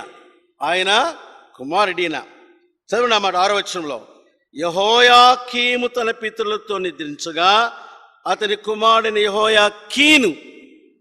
అర్థమైనా? కాబట్టి 2వసారి దండెత్తిచ్చాడు. ఎవరు? ఎందుకు అలా చేస్తున్నాడు? ఇతను కూడా దుష్టుడయ్యాడు. చదువు నా మాట కూడా. మరి 9వ వచనంలో, తన తండ్రి చేసిన దానంతటి ప్రకారం యెహోవా దృష్టికి చెడు నడదచ్చాడు. కాబట్టి 2వసారి తీసుకొచ్చి ఆయన ఏం చేశాడండి? చదవండి, అతన్ని పట్టుకొని 12వ వచనంలో చివరిలో, అతనిని పట్టుకొనెను. రెండవది 13వ వచనంలో, యెహోవా మందిరపు ధననిధిలో ఉన్న పదార్థములను, రాజు ఖజానాలోని సొమ్మును, ఇంకా కింద సొలొమోను యెహోవా ఆలయం చేయించిన బంగారు ఉపకరణములను తునకలుగా చేసి ఎత్తుకోబోయాడు. ఎవరు? 2వసారి వచ్చాడు, ఎత్తుకొని పోయి ఇంకోటి చేశాడు. 14లో, అదియుగాక అతడు దేశపు జనులలో పేదలైన వారిని తప్ప మిగిలిన వారిని, 15 చివరిలో, గొప్పవారిని చెరపట్టి యెరూషలేము నుండి బబులోనుకు తీసుకెళ్ళిపోయాడు. ఎవరమ్మా? ఎన్నోసారి? ఈ 2వ బ్యాచ్లో హిజ్కియా ఉన్నాడు. ఎవరున్నారు? చదవనమాట. హిజ్కియా గ్రంథము 1వ అధ్యాయం. హిజ్కియా కాదు, యెహెజ్కేలు గ్రంథము 1వ అధ్యాయం. ఇది చాలా మందికి తెలియదు, నేను తెలుసుకోండి. యెహెజ్కేలు పరిచర్య అంతా కూడా చెరలో ఉన్న యూదుల మధ్యలో కెబారు నది ప్రాంతంలో ఉంటూ పరిచయం చేశాడు. ఈయన్ని కూడా తీసుకెళ్ళిపోయినాడు. ఎవరు? నెబుకద్నెజరు. చదవండి, యెహెజ్కేలు 1వ అధ్యాయం. 1వ అధ్యాయంలో మరి 2వ వచనం, యెహోయాకీను చెరపట్టబడిన 5వ సంవత్సరమున 5వ దినమున కల్దీయుల దేశమందున్న కెబారు నదీ దేశమున యెహోవా వాక్కు బూజీ కుమారుడును యాజకుడునైన యెహెజ్కేలు ప్రత్యక్షము కాగా. ఇప్పుడు యెహెజ్కేలు ఎవరి దినాల్లో పట్టబడి చెరగొనబడ్డాడు? యెహోయాకీను. బాగా గమనించాలి. మొదటిసారి చెరపట్టబడిన వానిలో దానియేలు, షడ్రక్, మెషక్, అబేద్నెగో ఉన్నారు. 2వసారి చెరపట్టబడిన వారిలో ఎవరున్నారు? యెహెజ్కేలు ఉన్నాడు. 3వసారి వచ్చాడు ఈయన. ఎవరు? ఈ యెహోయాకీను చంపేసి తన పినతండ్రిని రాజుగా చేశారు. పినతండ్రి పేరు సిద్కియా. చూడమాట. రెండవ దినవృత్తాంతముల గ్రంథము 36వ అధ్యాయం. ఈయన మూడవ పట్టబడిన రాజు నెబుకద్నెజరు చేత. చదవండి. రెండవ దినవృత్తాంతములు 36వ అధ్యాయము. 36వ అధ్యాయములో ఈయన్ని పట్టుకున్నారు. సిద్కియాను రాజుగా చేశారు. ఎవరి స్థానములో?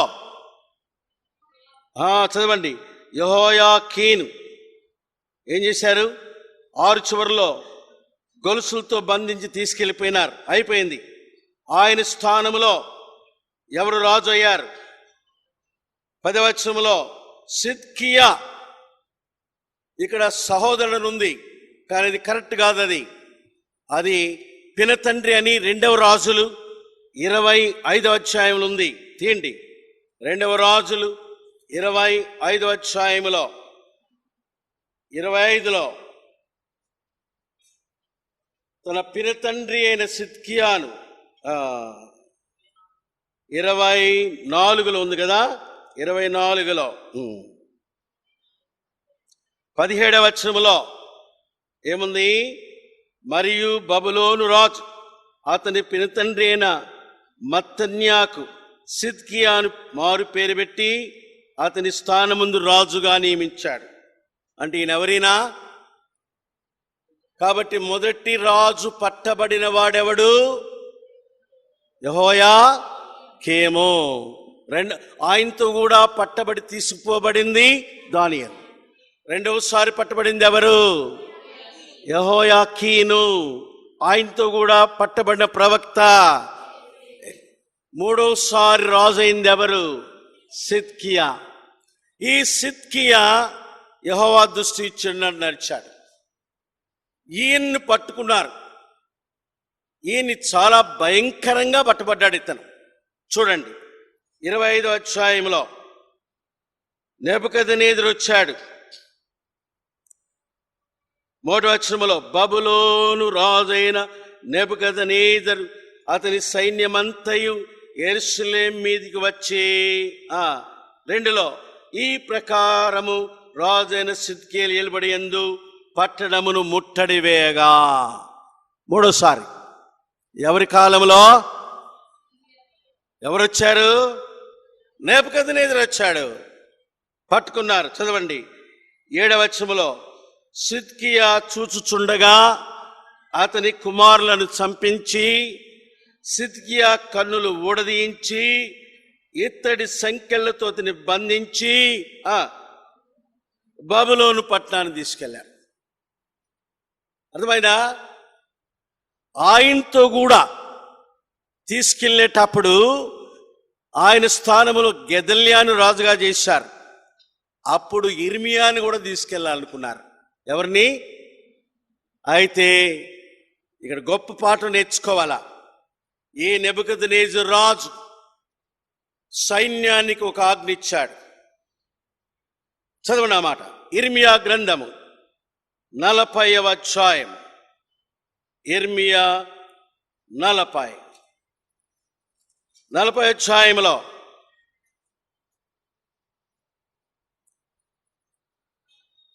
2వ వచనంలో చాలా అద్భుతమైన విషయం ఇది. 2వ వచనంలో రాజదేహ సంరక్షకుల అధిపతి ఇర్మియాను అవతలి తీసుకుని పోయి ఇలాగ అతనితో మాట్లాడాను. బాగా చదవండి అందరు కలిసి. ఈ స్థలమునకు నేను ఈ కీడు చేసిదని నీ దేవుడు యెహోవా ప్రకటించను కదా, నీ ద్వారా, ఇర్మియా ద్వారా. తాను చెప్పిన ప్రకారము యెహోవా దాన్ని రప్పించి చేయించను. దాని అంటే ఆ కీడును రప్పించి చేయించను. రప్పించి యెహోవా చేయించను. మీరు యెహోవాకు విరోధంగా పాపం చేసి ఆయన మాటలు వినకపోతే గనుక మీకి గతి పట్టెను. ఆలకించము. ఈ దినమున నేను నీ చేతుల సంఖ్యలను తీసి నిన్ను విడిపించుచున్నాను. నాతో కూడా బబులోనుకు వచ్చుట మంచిదని నీకు తోచినలా రమ్ము. వచ్చుట మంచిది కాదని నీకు తోచినలా రావద్దు. అర్థమైందా? ఎవరు మాటలు ఇవి? అన్యుడి మాటలు. నెబుకద్నెజరు రాజు చెప్పి పంపించాడు. అని అంటాడు, మీరు యెహోవా మాట వినలేదు, మీకు ఈ గతి పట్టింది. యెహోవా తాను చెప్పిన ప్రకారము నా ద్వారా ఎన్ని చేయించాడు.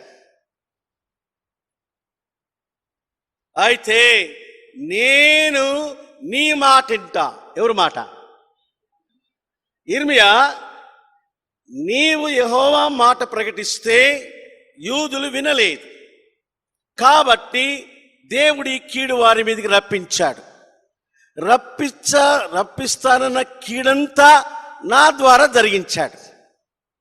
ఇప్పుడు నేను నిన్ను విడుదల చేస్తా, నీ మాట వింటా. ఏంది? నువ్వు వస్తానంటే నిన్ను గౌరవప్రదంగా బబులోను తీసుకెళ్తా. నేను రానంటే ఇక్కడ నీకు తగిన ఏర్పాటు చేస్తా. నీ ఇష్టం, నీ మాట ప్రకారం నేను చేస్తా. ఎవరన్నారు? అర్థమైందా? కాబట్టి 1 దానియేలు, 2 హెస్కేలు, 3 చెప్పండి యిర్మీయా. అయితే యిర్మీయా మాత్రం వెళ్ళలేదు, ఆయన ఉండిపోయాడు. సో నా మాట కూడా ఉంది. 6వ వచనంలో యిర్మీయా మిస్పాలో నుండి అహీకాము కుమారుడు గెదల్యాకి వెళ్ళి అతనితో కూడా దేశములో మిగిలిన ప్రజల మధ్య కాపురం ఉండాను. అంటే ఇప్పుడు చదవండి, ముగ్గురు ప్రవక్తలు బబులోను రాజు కాలములో 3 ప్రవక్తలు. ఎవరు ఆ ముగ్గురు? బిగ్గరగా 2, 3. దానియేలు ఎక్కడ ఉంటూ ప్రవచించాడు? గుడ్. యెహెజ్కేలు ఎక్కడ ఉంటూ ప్రవచించాడు? కెబారు నది. అది ఎక్కడ? బబులోనులో. అయితే యిర్మీయా ఎక్కడ ఉన్నాడు? అనగా బబులోను రాజు రాజ్యం చేసే దినాలలో 3 ప్రవక్తలు ఉన్నారు. అర్థమైందా? ఎంతమంది ప్రవక్తలయ్యా? 3 ప్రవక్తలు. ఆ 3 ప్రవక్తలు రాసిన గ్రంథాలు అంటే బబులోను రాజ్యము చేసే దినాలలో రాయబడిన గ్రంథాలు 4.5 ఉన్నాయి. 4.5 అన్నా నేను. 1 యిర్మీయా, 2 విలాప వాక్యాలు, 3 యెహెజ్కేలు, 4 దానియేలు అర్ధభాగం. అర్ధభాగం అంటే ఎక్కడ? 5వ అధ్యాయము 30వ వచనములో బెల్షాజరు చంపబడ్డాడు, బబులోను రాజ్యము అంతమైంది. So how many Bible books were written during Babylonian period? బబులోను సామ్రాజ్యం చేసిన దినాలలో బైబిల్లో ఉన్న ఎన్ని పుస్తకాలు రాయబడినాయి? 4.5. 1 యిర్మీయా, 2 విలాప వాక్యాలు రాసింది కూడా యిర్మీయానే, 2వ పుస్తకం, 3, 4 దానియేలు యొక్క అర్ధభాగం. కనుక మరి అద్భుతమైన రీతిలో ఏందమ్మది? ఏ రాజ్యం అది? బబులోను రాజ్యము అద్భుతమైన రీతిలో వాడబడింది. చివరగా ఇంకొక మాట చెప్పి నేను ముగిస్తాను. ఈ బబులోను రాజ్యము నాశనము కావటానికి దేవుడు why God destroyed the Babylonian kingdom whom he called as my servant. అమెరికాలో నేను మరి వాక్యం చెప్తా ఉండేటప్పుడు టెక్సాస్లో, ఆస్టిన్ క్యాపిటల్ సిటీ ఆఫ్ టెక్సస్లో ఒక సాఫ్ట్వేర్ ఇంజనీర్ లేచి అడిగాడు, అంకుల్ మరి నెబుకద్నెజరు నా సేవకుడు అన్నాడు, మరి ఆయన ద్వారా 70 సంవత్సరాలు అన్నాడు, ఇంత అయిన తర్వాత ఎందుకు దేవుడు ఆ సామ్రాజ్యాన్ని నాశనం చేశాడు? వై? 2 కారణాలు బట్టి. ఒకటి, దేవుడు తన ప్రజలైన యూదులను తన చేతికి అప్పగించింది దేవుడు, అది తన ఘనత కాదు. దేవుని సంకల్పం ప్రకారం నీ చేతికిస్తే నీవు అతిశయించావు, నీవు గర్వించావు, నా ప్రజలను అవమానపరిచావు. దేవుడు ఎంత రోషం కలిగిన వాడంటే, నా బిడ్డలు నేను శిక్షించినాను, అయితే నీవు దానిని బట్టి హర్షిస్తావా? 2వ కారణం,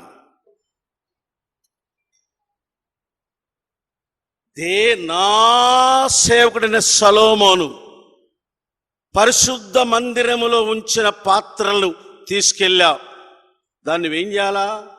భద్రంగా ఉంచాలా? వాటిని నేను తెచ్చుకుంటా, మళ్ళా ప్రజలు తెచ్చుకుంటా, పాత్రలు తెచ్చుకుంటా. అర్థమైనా? You are only a custodian. నా చేత, my servant, keep my people safe, keep my vessels safe.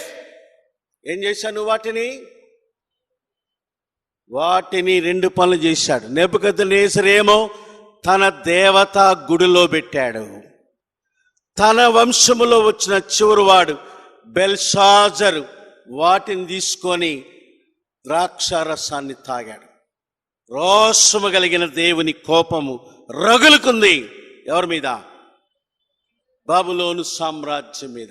అందును బట్టి దేవుడు ఆ సామ్రాజ్యాన్ని నాశనం చేశాడు. ఇదొక సూత్రం. బైబిల్లో సూత్రాలు చెప్తా ఉన్నా నేను. ఇదే సూత్రము పౌలు రాస్తాడు రోమా పత్రికలో. చదవండి, ఈ 2 చదవాలండి. బబులోను తీసుకెళ్ళి నెబుకద్నెజరుని తీసుకెళ్ళి ఏం చేశాడు? గుడిలో పెట్టాడు. చూడండి ఆ మాట.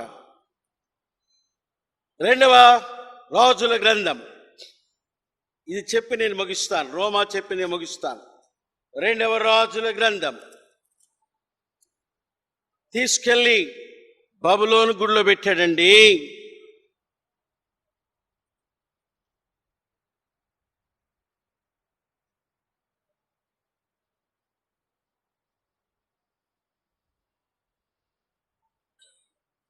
లేక 2వ దినవృత్తాంతాలు 36లో ఉంటుంది. ఇక్కడ లేకపోతే అక్కడ ఉంటుంది. ఆడ చూడండి.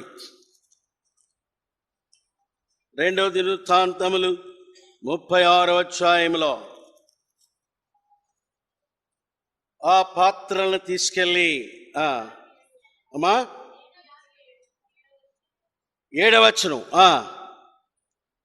నెబుకద్నెజరు యెహోవా మందిరములోని ఉపకరణములు కొన్నిటిని బబులోను తీసుకెళ్ళి బబులోనులో ఉన్న తన గుడిలో ఉంచాను.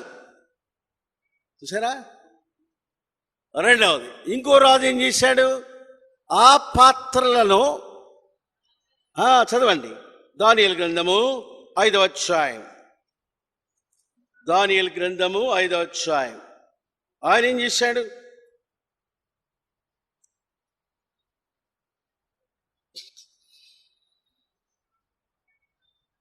ఐదవ అధ్యాయంలో 2వ వచనంలో బెల్షాజరు చివరిమాట, తన తండ్రి నెబుకద్నెజరు యెరూషలేములోని ఆలయంలోని తెచ్చిన బంగారు పాత్రలు తెమ్మని ఆజ్ఞ ఇచ్చి,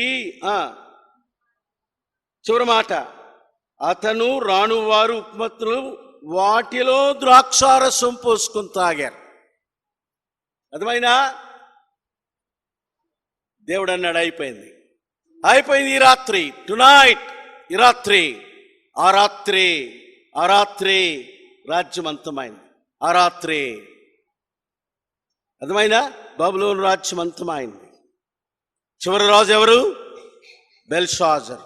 సంవత్సరం ఏంది? క్రీస్తు పూర్వము 539. అంతమైంది. ఎవరి రాజ్యం? బబులోను రాజ్యం.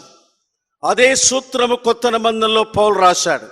చదవండి, రోమిలు రాసిన పత్రిక రోమీయులకు రాసిన పత్రిక 11వ అధ్యాయం 11వ అధ్యాయం ఇక్కడ ఏమంటా అంటే అన్ని జనుల గురించి మాట్లాడుతూ 13లో అన్ని జనులతో అరుగు మీతో నేను మాట్లాడుచున్నాను. ఏమని మాట్లాడుతున్నా చదవండి. మరి ఏమని మాట్లాడుతున్నా 17వ వచనములో, 17 కంటే ముందే 16లో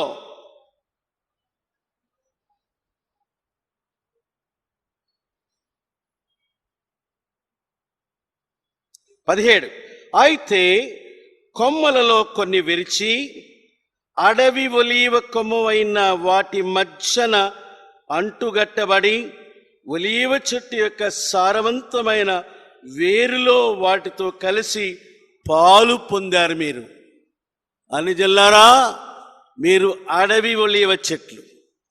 మిమ్మలను తెచ్చి నేను ఏం చేసినాను? యూదులనేటువంటి దేవుని ప్రజలని పరిశుద్ధమైన ఒలీవ చెట్ల యొక్క కొమ్మలను తీసి వాటితో అంటుగట్టాను. మీరేం చేస్తున్నారు? 18లో నీవు అసహించదవా? 20 చివరిలో మంచిది. ఇంకా ముందు మాట గర్వింపక భయపడము.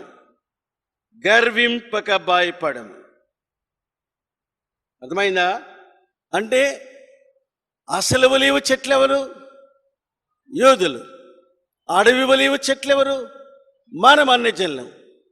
వారి యొక్క అవిధేయతను బట్టి ఆ కొమ్మలు నరికేసి మిమ్మల్ని అంటుగట్టాను నేను. మీరేం చేయాలా? వారి మీద అసిపడకూడదు. ఏం చేయాలా? అతిశయింపక, గర్వింపక, భయపడము. అర్థమైందా? అంటే దేవుని సూత్రం ఏంది? ఎందుకు బబులోను నాశనం చేశాడు? అతిశయించి, గర్వించి దేవుని యొక్క పరిశుద్ధతను కాపాడనందువలన దేవుడు నాశనం చేశాడు. అర్థమైందమ్మా? కనుక మొదటి సామ్రాజ్యం నాశనం అయిపోయింది. ఏ సామ్రాజ్యం అది? ఆ మొదటి రాజు ఎవరు? చివరి రాజు ఎవరు? Very good. మరి నెబుకద్నెజరు 70 సంవత్సరాలు తన చెరలో ఉంచాడు. ఎవరిని? యూదులని. ఎన్నిసార్లు పట్టుకున్నాడు? 3 సార్లు +1 అని చెప్పాను. నెబుకద్నెజరు వెళ్ళింది 3 సార్లు. ఎవరు? యెహోయాకీము, దానియేలు. రెండోసారి ఎవరు? యెహోయాకీను, యెహెజ్కేలు. మూడోసారి ఎవరు? సిద్కియా. అయితే ఇర్మియాను మాట విన్నాడు. కనుక 3 ప్రవక్తలు ఆ దినాల్లో ఉన్నారు. వారి ద్వారా రాయబడిన గ్రంథాలు మనం చూచాం. కాబట్టి ప్రతిమలో మొదటిది ఎవరు? బంగారు శిరస్సు. ఎవరు? బబులోను సామ్రాజ్యం. ఈ రాత్రికి రెండో భాగం చూస్తాం. ఏంది రెండో భాగం? వెండి భాగం. దాని గురించి ఈ రాత్రికి చూస్తాం. ఈ రాత్రికి మరి 7వ అధ్యాయంలో ఉన్న 4 మిక్కిలి గొప్ప జంతువులను గురించిన దర్శనములో చూస్తాం. దీంట్లో కాదు, వేరే చార్ట్ తెస్తా నేను. ప్రార్థన చేసుకుని రండి. ఇప్పుడు ఒక పాఠం అయిపోయింది. ఏ పాఠం అయిపోయింది? ఏ పాఠం అయిపోయింది? గొప్ప ప్రతిమ. ఏ పాఠం అది? Great image. ఎన్నో అధ్యాయములు ఉంది? 2వ దర్శనం రాత్రికి 7వ అధ్యాయంలో. ఏందా దర్శనం? 4 గొప్ప జంతువులు, 4 గ్రేట్ బీస్. ప్రార్థన చేసుకుందాం. మోకరించండి.